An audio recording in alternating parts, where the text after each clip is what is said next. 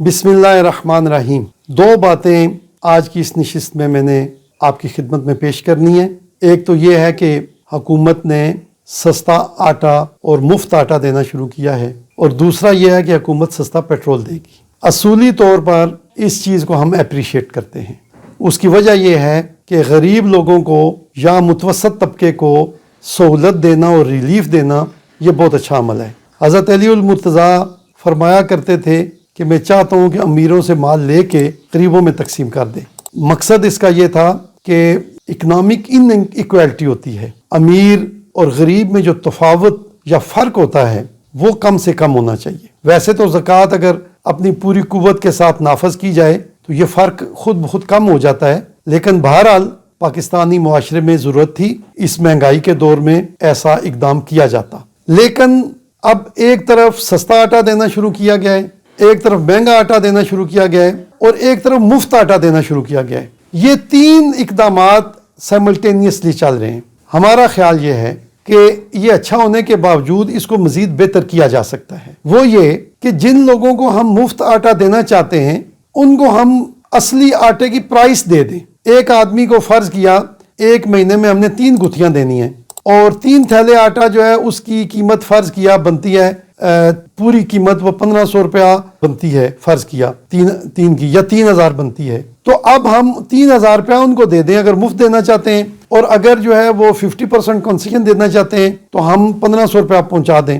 وہ بے نظیر income support کے پاس ڈیٹا موجود ہے، لوگ جو اپلائی کریں لوگوں کو آفر کی جائے، اور جو لوگ اپلائی کریں ان کو کوڈ بھیج کے وہ یوٹیلٹی سٹور سے کسی بھی دوسری جگہ سے وہ کلیکٹ کر سکتے ہیں۔ تو اس کا یہ فائدہ ہوگا کہ ہمیں دھکوں سے اور پریشانیوں سے ہماری بچت ہو جائے گی، عوام کو دھکے نہیں پڑیں گے، اور جو دوسرا اصل فائدہ ہوگا وہ یہ ہے کہ اس سے کرپشن منیمم ہو جائے گی۔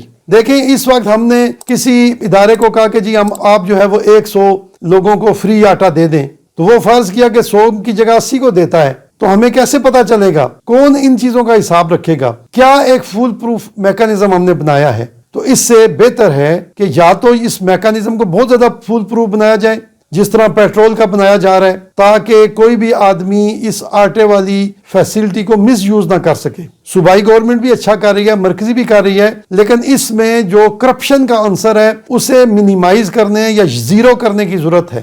ہمیں امید ہے اور ہم امید کرتے ہیں کہ حکومت کے جو اعلیٰ عمائدین ہیں وہ اس چیز پہ توجہ دیں گے اور اس چیز میں کرپشن کو نہیں آنے دیں گے۔ یہ بہت اچھا عمل ہے، یہ جاری رہنا چاہیے، لیکن اس چیز کا خیال رکھنا چاہیے کہ ایسا نہ ہو کہ ہم 1 ارب روپیہ سستے آٹے کے لیے دیں، 50 کروڑ کا آٹا پہنچے اور 50 کا نہ پہنچ سکے۔ یہ بہت ضروری ہے، اس پہ حکومت کو بھرپور توجہ دینی چاہیے۔ جو پیٹرول کا طریقہ ہے وہ بہت خوبصورت ہے، بہت اچھا طریقہ حکومت نے ڈیزائن کیا ہے۔ اس کے لیے میں سب سے پہلے تو جو ہمارے رکشا والے ہیں، ہمارے موٹر بائک والے ہیں، اور ہماری چھوٹی گاڑیوں والے دوست ہیں، احباب ہیں، ان سب کو یہ مشورہ دینا چاہوں گا کہ وہ فوری طور پر اپنی اپنی گاڑیوں کے کاغذات مکمل کریں۔ ہمارے یہاں پہ گاڑیاں جو ہیں وہ پچھلے مالکان کے نام پہ رجسٹرڈ رہتی ہیں، نہیں، فوری طور پر اپنے نام پر رجسٹریشن کرائیں، اور حکومت کو بھی چاہیے کہ ان چھوٹی گاڑیوں کو ترجیحی بنیادوں پر ان کی رجسٹریشن اور کاغذات کو درست کرنے میں مدد دے، کیونکہ جن کے پاس کاغذ ہوں گے،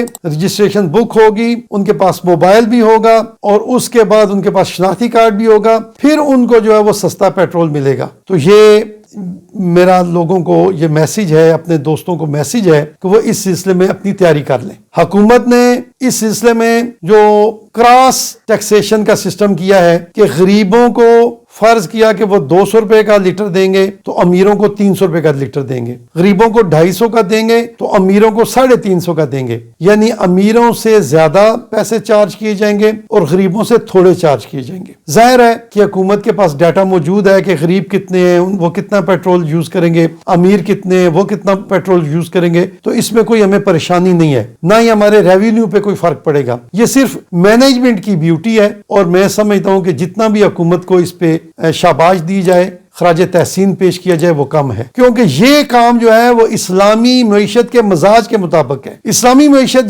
में ये चाहा जाता है कि अमीरों को तो टैक्स किया जाए, अमीरों पे तो ज़कात लगाई जाए, गरीबों पर न लगाई जाए। लेकिन इसमें एक दो सजेशंस हैं, हुकूमत उन पर गौर करे, मुसद्दद मलिक साहब तक ये बात पहुंचे तो वो इस पर गौर करें। और वो ये है कि जो बाइकिया वाले हैं, जो गरीब लोगों को सफर की सहूलतें फराम करते हैं, अमीर आदमी तो टैक्सी पे चला जाता है, कार पे चला जाता है, इन ड्राइव पे चला जाता है, जाती गाड़ी पे चला जाता है, लेकिन गरीब आदमी ने या तो मेट्रो पे या वैगन पे जाना होता है, और अगर उसे जल्दी हो तो फिर वो बाइकिया पे जाता है, क्योंकि बाइकिया एक सस्ती सवारी है। तो बाइकिया वाले को अगर सस्ता पेट्रोल दिया जाएगा तो अल्टीमेटली उसका इम्पैक्ट गरीब मुसाफिरों पर पड़ेगा, गरीब मुसाफिरों के लिए सहूलत पैदा होगी। तो इसलिए बाइकिया वालों का जो लिमिट है वो बढ़ाने के बारे में सोचा जाए, और आम लोगों को जो अगर फर्ज किया कि महीने में 21 लीटर दिए जाते हैं तो बाइकिया वाले को 42 लीटर दिए जाएं, ताकि बाइकिया जो है वो अवेलेबल रहे और वो सस्ता रहे, और उससे अवाम को